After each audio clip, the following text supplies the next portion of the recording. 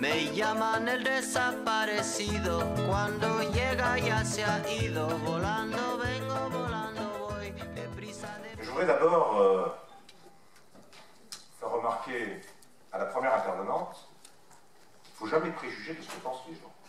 Vous ne savez pas ce que Don Nicolin va vous dire. C'est quoi cette histoire il y a que des gens qui sont d'accord entre eux à la tribune. Bon, c'est vrai, je ne vous cracherai pas que Denis est un ami de plus de 40 ans. Et que nous avons une certaine expérience ensemble. Et qu'on a fait un livre ensemble, d'ailleurs, qui s'appelait L'illusion plurielle, pourquoi la gauche n'est plus la gauche. Qui n'a pas été un grand succès de librairie, sans doute est-il arrivé trop tôt, c'était dans les années 99-2000. Donc on a des idées fixes. Et on continue à penser ce qu'on pense et à le dire. Cela étant, sur le débat actuel, parce que moi je comprends bien qu'il y a une portée concrète dans ce que vous me dites.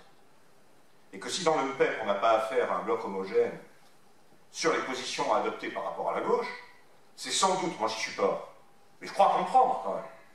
Si j'essaie de pas être trop imbécile, c'est sans doute parce que dans votre organisation, vous allez avoir à discuter de l'attitude à avoir vis-à-vis des uns et des autres.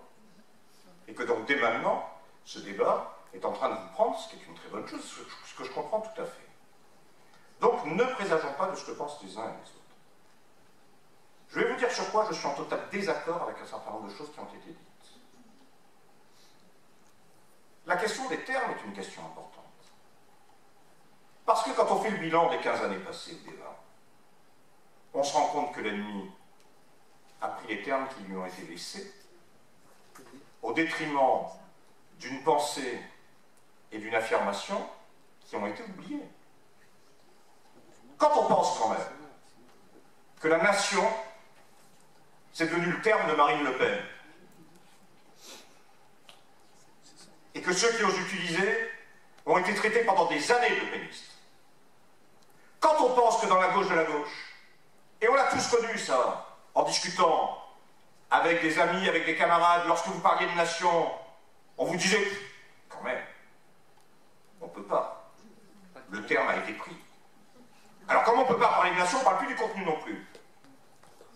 Et comme on ne parle plus du contenu non plus, on accepte, au nom du silence, de s'adapter au cadre politique qui nous a imposé, qui est celui de l'Union européenne, en expliquant que dans le meilleur des cas, on va en changer de contenu, alors qu'on sait pertinemment que c'est impossible. Et qu'on ne dise pas non, c'est quand même que je sache l'attitude générale de la gauche, qui est participationniste aux élections européennes, et qui a bien dû expliquer d'une façon ou d'une autre qu'il fallait y participer. Donc il fallait le justifier. Et qui n'a pas dit, alors qu'il était possible de le dire sur une position claire, précise et affirmée, qu'il fallait s'engager avec ceux qui en prenaient la responsabilité pour le boycott des élections. Donc on ne peut pas, si vous voulez, d'un côté, avoir une attitude pratique dans un cadre électoral et d'un autre côté se dire « non, le débat c'est plus compliqué ». Non, non. La dame qui était là, elle a raison. C'est les actes qui comptent. Et si les actes comptent, il y a un moment donné, il faut faire l'inventaire des actes des uns et des autres pour savoir de quoi on parle. Alors, oui, les termes ont été utilisés. Par exemple, les patrons, de quoi ils parlent? Des charges sociales. Nous, on sait que c'est le salaire différé qui sont des cotisations. Ah, c'est pas innocent, la sémantique. La charge, c'est en général ce que porte le baudet. Et qu'on n'aime pas les animaux, quand on voit le pauvre âne qui en peut plus et qui est accablé, ben on le décharge. Les patrons, quand ils parlent de charge, se prennent pour des baudets aussi. Il faut les décharger. Vous remarquerez d'ailleurs que c'est ce que fait la gauche, c'est d'ailleurs la recette qui est utilisée depuis des années et des années de façon systématique par tous les gouvernements qui sont succédés. On les exemples de cotisation sociale. Soit dit en passant, la Sécu, elle résiste peut-être, mais la Sécu, elle en prend de sacrés coups. Et la Sécu, aujourd'hui, elle est bien mal en point par rapport à ce qu'elle a été, et elle est bien menacée, en passant. Même si c'est une institution sur laquelle on peut s'appuyer et qui existe, c'est une institution qui est bien menacée par les coups qui lui sont portés. Mais ça n'est qu'une parenthèse, je laisse tomber, c'est pas l'objet du débat pour moi actuellement. L'objet du débat, c'est quoi? L'objet du débat, c'est le fait que si les termes sont importants lorsqu'on nous les vole, eh bien il faut accepter que les termes soient importants lorsque nous on se trompe. Et voyez-vous, pour moi, la gauche, ça ne veut rien dire. Pour moi, il y a des classes sociales. Pour moi, il y a des classes sociales qui, historiquement, se sont battues pour gagner les unes contre les autres. Parce qu'entre le prolétariat et la bourgeoisie, historiquement, il y a des intérêts contradictoires qui sont inconciliables. Et parce qu'ils sont inconciliables, les classes se sont dressées. Et ils se sont dressés dans la rue, elles se sont dressées dans l'usine, elles se sont dressées dans l'entreprise. Et c'est au nom des classes sociales qu'aujourd'hui le MEDEF vous dit qu'ils veulent manifester. Parce qu'ils veulent tout reprendre. Parce que ce que leur donne le gouvernement de gauche aujourd'hui, ça ne suffit pas, il en faut toujours plus. La gauche l'hémicycle, et nous, on est en train de se réclamer, de savoir et de s'écharper pour savoir s'il faut être de gauche ou pas, alors que le fond de la question, c'est pas ça. Le fond de la question, ce sont les actes, ce sont les programmes, ce sont les directives. Quelle est votre orientation? C'est ça le problème. Et si ce sont les actes et les directives, le fond de la question, c'est sur la question centrale de la nation et de la République. Quelle est votre attitude vis-à-vis de l'Union européenne?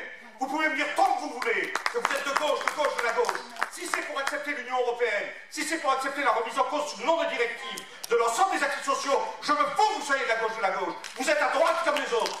Je suis désolé de vous dire. C'est comme ça que je comprends les choses. Alors si les problèmes se posent dans ces termes, alors revenons aux fondamentaux. Le fond de la question, c'est quoi?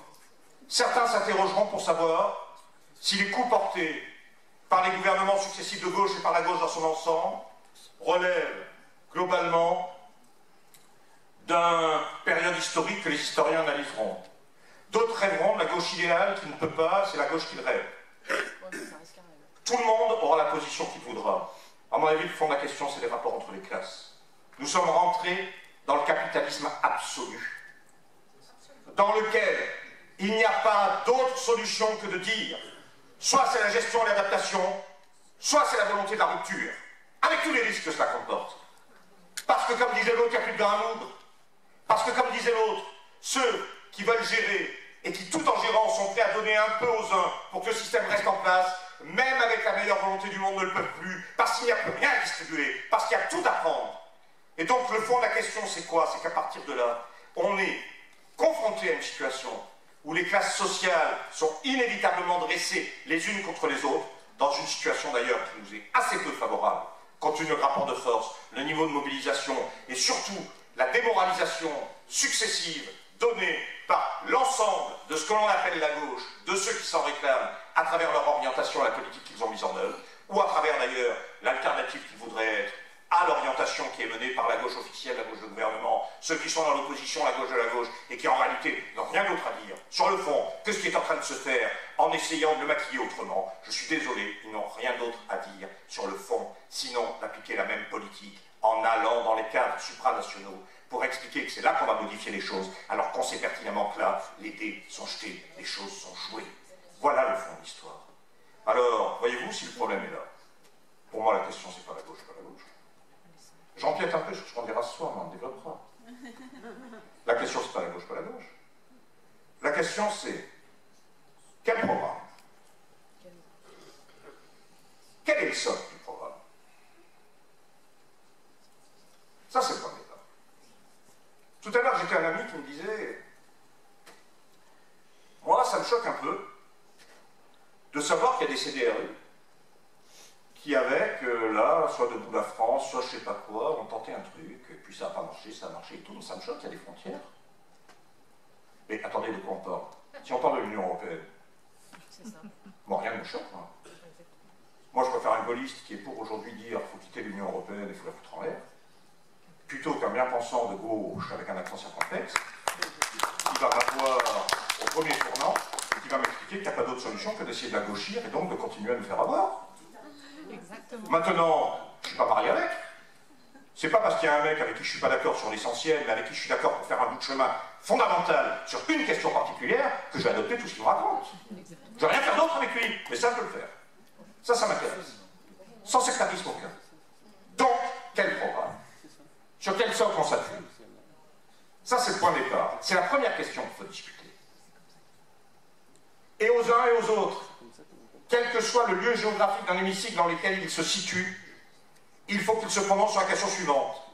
Est-ce que l'intérêt général, c'est comme c'était dit en 45-47, reprendre en main les grands moyens de production, et réassurer le travail et le salaire, sauver le salaire différé à travers la sécurité sociale, permettre l'emploi, permettre l'éducation, sauver les services publics, les étendre, l'éducation, la sécurité vis-à-vis de l'État et vis-à-vis de l'autre, toutes ces questions, alors si c'est ça, c'est la rupture avec l'Union européenne. Ça doit être le point de départ du programme. Si c'est ça le point de départ du programme, on commence à voir que les questions géographiques ont bien peu d'importance. Je parle des questions géographiques dans l'hémicycle. Parce que malheureusement, ceux qui peuvent nous promettre monts et merveilles, eh bien ils ne sont pas pour la rupture. Donc je m'excuse, Ils ne sont pas pour la réappropriation des moyens de production. Même s'ils le disent pour faire bien et pour être bien avec eux-mêmes, dans les faits, comme ce sont les actes qui comptent, comme le disait la camarade qui était là, eh bien dans les faits, ils ne sont pas pour, parce qu'ils ne se donnent pas les moyens politiques essentiels de l'obtenir. Et si on ne se donne pas les moyens, moi je me fous qu'on me dise qu'on est pour une chose ou pour une autre, si on ne se donne pas les moyens d'avoir, ça veut dire que sur le fond, on n'est pas pour l'avoir. Ça c'est le premier point. Le programme. Deuxième question, les décisions. Quelles sont les décisions qu'on prend? Mais les décisions, elles ne peuvent pas être déconnectées du programme. Sinon, ça devient la cuisine. Comprenez-moi, moi, si on parle de stratégie ponctuelle, à côté de positions de principe qui existent, mais attendez, mais là, on n'est même plus dans le socialisme du 19e siècle. Il y aurait les discours sous les préaux d'école pour les jours de fête, et puis il y aurait la vie qui réglerait le problème. Non, non, pas du tout. Non, non, les actes, les décisions doivent être en concordance et en totale adéquation avec le programme. Et donc, ça veut dire concrètement que si on a le point de départ du programme, on ne peut pas aller chercher les voitures de fonction dans l'Union européenne en la cautionnant. C'est pas possible. Donc ça veut dire également que si on a ce point de départ du programme, on mène des batailles acharnées et des combats sur le terrain du bien commun et de l'intérêt général. Et ça, je suis désolé, il ne suffit pas de vouloir le dire, parce que tout le monde peut le dire quand on se réclame de la gauche avec un accent circonflexe ou pas d'ailleurs, mais il faut le faire. Et pour cela, il faut avoir les positions de principe. Dernier point. Moi, on me dit, peut-être que je suis tendancieux, il y a la CFDT, il y a la CGT aussi. Sur la CES, vous avez raison. Mais attendez, tout le monde n'est pas objectif quand même. Moi, dans le bouquin que je viens de sortir, Au nom d'imposteur, je me suis amusé à regarder quelles étaient les relations exactes des organisations syndicales, le rôle qu'elles jouaient. Je vais vous dire, c'est toujours pareil. Toujours pareil. Vous avez, au point de départ, une mesure de liquidation générale qui est annoncée. Derrière, vous avez un tollé médiatique. Ou qui fait semblant de tollé médiatique. Derrière, vous avez un ministre qui intervient qui dit « Oh là, mais rien n'est décidé, les gars. Calmez-vous. » Je vais nommer une commission avec un grand sage qui va diriger la commission. Généralement, le grand sage, c'est Didier Migaud. Patron de la Cour des comptes, ancien responsable socialiste de la commission des finances. Il excelle dans le rôle. Et il rend un verdict dans lequel c'est l'horreur, on casse tout. Là-dessus, la CFDT monte au créneau. Et c'est toujours elle, c'est pas la CGT et les autres. Il y a une division du travail. La CFDT monte au créneau en disant « Vous cassez tout, c'est pas possible, les pauvres. » Alors là-dessus, le gouvernement se réveille. Et il dit « Mais attendez, on va donner ça à ceux qui n'ont rien, puis on va tout prendre aux autres. » Et là, la CFDT dit « On a gagné. » Puisque les pauvres en plus, c'est une mesure de justice sociale. Écoutez rapidement. C'est systématiquement comme ça. Alors, je veux dire, nous avons été dans une période, et on a tous connu une période, dans laquelle on se demandait très exactement quelle était la relation des organisations politiques dans les organisations syndicales. Alors, vous aviez les trotskistes chez FO. Vous aviez les membres du Parti communiste à la CGT. Vous aviez les socialistes à la CFDT. Je caricature, hein, enfin je vais dire. C'est un peu ça, d'accord. Aujourd'hui, c'est plus ça la discussion, hein, la question.